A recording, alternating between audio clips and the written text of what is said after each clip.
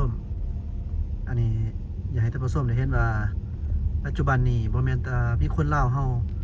ย้ายเอาไปเฮ็ดเวียกอยู่นอกประเทศเด้อตอนนี้คนนอกคนต่างประเทศมาเฮ็ดเวียกอยู่ประเทศลาวก็หลายเฮาเห็นมานี่มีทั้งพม่าเนาะมีทั้งนี่คือเห็นนี่แหละเจ้าท่านผู้ชมบังกลาเทศนี่ก็ถือว่าเขามาเฮ็ดเวียกอยู่ลาวเฮาหลายฉะนั้นการย้ายถิ่นย้ายฐานการเฮ็ดเวียกเฮ็ดงานนี่นะเจ้ามันก็บ่เจาะจงเสมอไปว่าประเทศใดที่ว่ามีค่าเงิน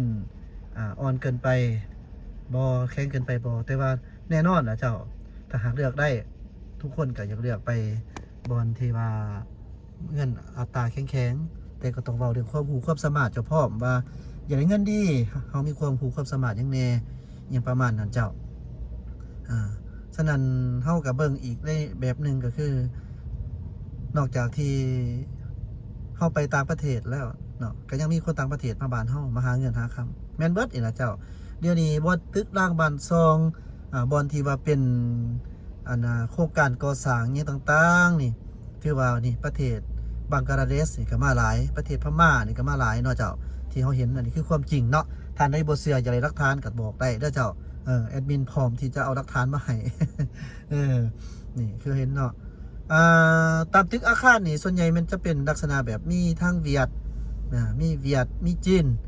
นี่ส่วนใหญ่มันเพิ่นมาเป็นเจ้าของโครงการนะเพิ่นก็จะมีกรรมกรมานำส่วนหนึ่งแต่ส่วนใหญ่กรรมกรจีนอยากหน่อยเด้อเจ้ามีแต่วิชาการทั้งหลายแต่ว่าจะมาเอาให้งานนี่แหละคือเห็นนี่แหละมีทางบังกลาเทศมีทางลาวเฮาแน่นี่ก็น้อยคนลาวเฮาอยากเฮ็ดกรรมกรนี่คนลาวเฮานี่ส่วนใหญ่ก็มักเฮ็ดเวียกแบบอื่นเนาะมีเวียดนามแน่คนเวียดนามเนาะเขาเจ้าก็มาหาเงินอยู่ลาวนี่ก็หลายมาเป็นกรรมกรมาเป็นสร้างเป็นผู้รับเหมาก็หลายเช่นเดียวกันเนาะเจ้าท่านผู้ชมส่วนบังกลาเทศนี่เขาจะเห็นอยู่ตามตึกร้างบ้านซองบนโครงการก่อสร้างต่างๆนี่แม่นว่าจะมีเนาะแต่ว่าอยู่ที่บอนโรงจักรโรงงานบอนที่เป็นยังก็บอนที่เป็นโรงงานตัดยิบยังต่างๆอันนั้นนะแม่นว่าจะเป็นให้งานจากพม่าจะหลายเนาะเจ้าให้งานจากพม่านี่จะหลายฉะนั้นก็เลยแบบว่าก็ต้องรับผู้ว่าทุกประเทศนี่เจ้ามันบ่ได้หมายความว่ามีแต่ประเทศลาวเฮาออกนอกประเทศ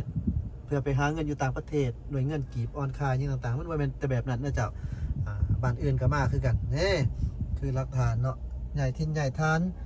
บางคนนี่ก็แน่นอนละเนาะมันก็แล้วแต่อาชีพที่เขาเจ้าจะมาแต่สิมาแบบไรก็อย่าเด้อขอให้มาถูกต้องตามระเบียบกฎหมายของประเทศเขาบ้านเขาเมืองไผคือกันเนาะประเทศใดก็ต้องมีคือมีแปรมีกฎหมายสนั่นขอแต่เขามายังถือกฎหมายประเทศลาวคนลาวยินดีต้อนรับเนาะบ่ว่าจะเป็นคนประเทศใดก็อย่าเป็นอาบังบ่บังกลาเทศมาจากทุกทั่วผู้คนทั่วมุมทุกทั่วมุมโลกว่าซั่นซะเนาะคนลาวเฮาคือกันสิไปไสคือกันเนาะต้องไปให้ถูกกฎระเบียบกฎหมายโดยเฉพาะเป็นไปไทยนี่จะสิลักลอบไปเด้อไปให้ถูกต้องตามกฎหมายกลับบ้านกลับเมืองหาเงินได้กลับบ้านกลับเมืองจังได๋ถูกตรวจถูกจับมานี่บ่มีเอกสารเข้าออกเมืองเนาะไปผิดกฎหมายนี่เงินเบิดได้สิบอกให้สิเนาะถือเพิ่นปรับถือเพิ่นจำถือเพิ่นอิหยังแล้วเพิ่นก็มีระเบียบเด้ฉะนั้นไปไสก็อย่าต้องให้ถูกต้องตามระเบียบกฎหมายหน่อยอาจจะแบบได้ไปได้มาได้ต่อแน่ก็จำเป็นนะเจ้าเนาะจำเป็นเด้เพื่อหยังเพื่อเฮาเองนะเพื่อความถูกต้องของเฮาก็จะสะดวกสบายไปไสก็บ่ลบบ่ซ่อนเป็นคนที่สุกๆเนาะบ่เป็นคนดิบบ่สิซะฉะนั้นก็ถือว่าก็ต้องได้เฮ็ดตามระเบียบมาเว้าเกี่ยวกับเรื่องการพัฒนาบ้านเฮาเจ้าท่านผู้ชมเดี๋ยวนี้เวียงจันทน์เฮานี่รู้สึกว่ามีการพัฒนาหลายเด้โครงการก่อสร้างตึกอาคารเกิดขึ้นเนาะแต่ว่ามันก็จะมีอีกด้านนึงคือเจ้าท่านผู้ชมเห็นนี่นะเนาะมันเป็นใบหน้าใบตาด้วยร่วมแล้วนี่ต้นหมอกต้นไม้ใบหญ้านี่งามเจ้าท่านผู้ชมเนาะแต่ว่าถ้าหากว่ามีการรักษาบรบัตกันเพิ่มเติมขึ้นได้อีกนี่นะมันจะเป็นการนี่หลายมันจะเฮ็ดให้งามสะอาดมั้ยนี่นะเป็นจุกจังซี่ก็มาทิ่มกินแล้วก็ทิ่มใส่กลางคู่กลางทางพี่น้องเอ้ยจักเฮาสิว่าจังได๋นั่นล่ะพี่น้องเอ้ยเป็นยังเฮาบ่จักรักษาความสะอาดใส่กันแน่เนาะทงกินเหงื่อจังซี่ กินแล้วก็สิแม่นทิ่มเฮ็ดหยังใส่จังซี่เนาะสงสัยมาขี่รถไกลมานี่ฮอดนี่บ่จุดบ่คือเฮาจอดจังซี่บ่มีบ่ทิ่มบ่หยังเพิ่นทิ่มลงจากรถนี่นะหรือบ่สั่นก็แม่นว่าพากันมานั่งซุ่มเซี่ยวกันบ่เด้อแนวใดก็ทิ่มมันบ่แม่นติพี่น้องเฮาเนาะเอ้าขี้เหงื่อก็เต็มแล้วอีกอย่างหนึงก็คือเนาะต้นใบหญ้านี่คันหากว่าตัดงามคักเลยเวียงจันทน์เฮานี่บอกเลยว่าเดี๋ยวนี้เริ่มงามถนนหนทางประเทศจบเป็นงามไอ้เดี๋ยวนี้ทางคอนกรีตขีดเส้นเต็มเส้นเรียบห้อยต่างแต่ว่าอยู่ขอบทางนี่แหละมันยังจะเป็นแบบนี้เนาะเจ้าท่านผู้ชมเนาะจะหน่อยเฮาสิไปเอาการพัฒนาอยู่ตัวเมืองเส้นทางนี่เราจะออกไปเพราะว่าตอนนี้เฮาอยู่ถนน450 ปีแถวขี่รถนี่นะเฮาออกไปเฮาก็จะเห็นถนน13ใต้เฮาก็จะเห็นการปรับปรุงเปลี่ยนแปลงหยังหลายอย่างเดี๋ยวเฮาถามเบิ่งแป๊บนึงเจ้าท่านผู้ชมเอาบัดนี้เฮาเดินทางนะขี่ทางนี่ก็ยังมีฝุ่นอยู่เนาะเจ้าตุ่มเด้บ่ว่านะเอาบัดนี้เฮามาถนนแห่งความจบงามครับสิเวไทยเพิ่นเฮ็ดใหม่เนาะ BRT แล้ว BRT เดี๋ยวนี้ก็เป็นระบบระเบียบขึ้นหลายเด้อเด้เจ้าท่านผู้ชมนี่ทางถนน13ไต่จากเขตสี่แยกมาถนน450 ปีเฮาเลี้ยวซ้ายเข้ามาตอนนี้เฮากำมุ่งเข้ามาในตัวเมืองเฮาก็จะเห็นเป็นแบบนี้เจ้าท่านผู้ชมเนาะเดี๋ยวนี้เฮาก็เห็นว่าคู่กันกลางต่างๆเพิ่นก็ใส่มอนเนาะใส่อันคอนกรีตใส่บางบอนนี่เพิ่นก็เฮ็ดเป็นแบบเสาน้อยๆขึ้นเนาะเขาบอกว่าจะในบ่ล่ะเจ้าเขาบ่แน่ใจประมาณนี้เจ้านี่เนาะคือว่าจบงามนะเจ้าจบงามหลายเนาะนี่เด็กก็เห็นน้ำกันตอนนี้เนี่ยเพิ่นใส่แบบนี้เจ้านี่เพิ่นใส่เสาแบบนี้วันเป็นจุดเลี้ยวจุดหยังแต่ว่ามันมักฮักมักเพ่ไว้นะเครื่องของนี่บอกความจริงนะเจ้าถนนทางหลายบอนเพิ่นก็เฮ็ดให้จบงามมาเถอะเอาว่าก็ยังมีผู้คนไปตำเนาะเหลืองานพาหนะไปตำอันนี้ก็บ่เป็นเพิ่นก็บ่อยากเกิดเนาะอุบัติเหตุก็สุดวิสัยเนาะแต่ว่าก็ต้องระมัดระวังนะเจ้าแนวใดที่ว่ามันเสี่ยงคือจังซี่นี่แหละมันเป็นขอบทางเนาะมันเป็นขอบแล้วกัน BRT สังเกตบ่ขาวแดงแบบนี้นะแล้วบัดนี้บางคนนี่ก็สิบ่เห็นบ่ไปตำเอาหั่นตีนรถแตก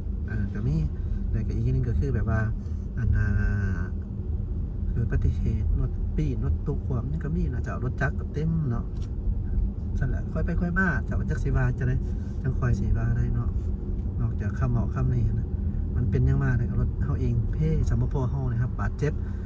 เสียชีวิตสิโอ้อันตรายเนาะพ่อแม่พี่น้องเฮาจะได้กับอุตสาห์ซะคอยไปคอยมาเอาหั่นน่ะคอยกับสมเหตุสมผลน่ะคอยกับบ่น่ะสิคอยแต่คอยวานกับบ่แม่นดอกเนาะมีBRTมาจอดอยู่ร้านน่ะก็มีคนอยู่เด้มีคนเริ่มไปขี่แล้วเด้ก็ดีใจนำเพิ่นน่ะมีคนเริ่มขี่แล้วก็พิตะขี่น่ะสมมุติว่าจะอยู่ถนนซ้ายของมันนี่นะซ้ายเส้นทางที่เรียบตามมานี่ถ้าหากว่าบ่โอ้ยพิตะขี่นะเจ้าอันนี้นะเว้าความจริงนี่แหละพิตะขี่หลายฉะนั้นก็ต้องประหยัดไปหลายดินะแต่เดี๋ยวนี้ถามว่าทำอิฐนี่งามเดี๋ยวนี้ก็ยังมีขี้ฝุ่นขี้ดินอยู่เนื่องจากบางบ่อนมันก็บ่มีทางปูยางเนาะเป็นหอมน้อยๆสมมุติจังซี่ก็มามันเป็นขอบเป็นขอบเลี่ยนตามแล้วจังซี่จักใจเนาะอยากให้มันงามเพื่อนก็เฮ็ดตอนเฮ็ดทางใหม่เด้สิดีเจ้าท่านผู้ชมอยากให้มันจบมันงามแบบนั้นแหละอยากให้มันงามอีดีได้แอดมินนี่อย่างรู้สึกอยากเห็นประเทศชาติบ้านเมืองจบงามนะต่อให้บ่ทันถึงขนาดว่าเบิ่งน่ะเจริญหูเจริญตาคือประเทศเป็นพัฒนากะยาเถอะเจ้าเอาถนนหนทางเฮามันงามก่อนบ่เห็นเป็นคุ้มเป็นบวกนี่เว้าบางบ่อนเด้อเจ้าบ่ได้เว้าว่าทุกบ่อนเด้อบางบ่อนดีก็ดีแท้นี่เด้อันนี้ก็ต้องเว้าบางบ่อนเนาะหรือว่าบางบ่อนมันคือบ่อนมันดีจังซี่แล้วนี่นะบ่ได้มันเป็นขอบขี้ดินขี้ดอนจังซี่เนาะคันอนามัยได้นี่สุดยอดเลยเจ้าคักหลายนี่เจ้าเบิ่งแล้วก็เจริญหูเจริญตาเนาะ เอาพัฒนาต่อไปแต่ท่านผู้ชมนี่ก็คือเป็นการอัปเดตเกี่ยวกับหลายๆอย่างเนาะบ่ว่าจะเป็นเกี่ยวกับแรงงานบ่เกี่ยวกับถนนหนทางเกี่ยวกับการอนามัยเฮาก็เว้าผ่านมาสิ่งใดที่เว้ามาบ่คักบ่ม่วนหูผิดพลาดแนวใดก็ต้องขออภัยและเจ้าท่านผู้ชมทั้งนี้ทั้งนั้นก็เพื่อย้อนอยากเห็นบ้านเมืองเฮาเดี๋ยวนี้ก็งามหั่นแหละเนาะเจ้าแต่บางบ่อนหั่นนะประมาณนั้นเจ้าพัฒนาสันดอกเจ้าผิดพลาดประการใดต้องขออภัยเด้อขอบใจได้หลายติดตามมาชมอย่าลืมกด Subscribe สบายดีเจ้า